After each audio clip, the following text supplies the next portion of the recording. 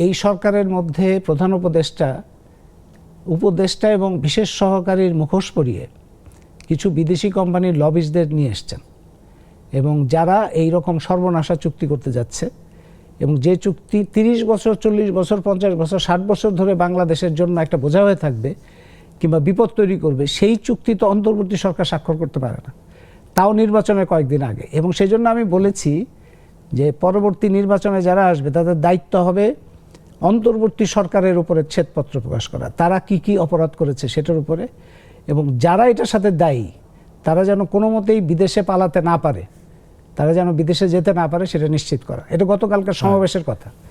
সুতরাং এইটা আমি আমার সাধ্যমতো, মানে এটা তো চুক্তি হয়ে গেছে, মানে না চুক্তি হয়নি, এখনো চুক্তি হয়নি, না চুক্তি হওয়ার প্রসেসের মধ্যে দিয়ে আন্দোলন হচ্ছে। আমি চট্টগ্রামেও গেছি, চট্টগ্রামের শ্রমিকদের সাথেও কাজ করেছি। এটা যারা বলে তারা হয় জানে না যে আমি কি কি করছি। আমার কাজগুলো তো পত্রপত্রিকায় আছে।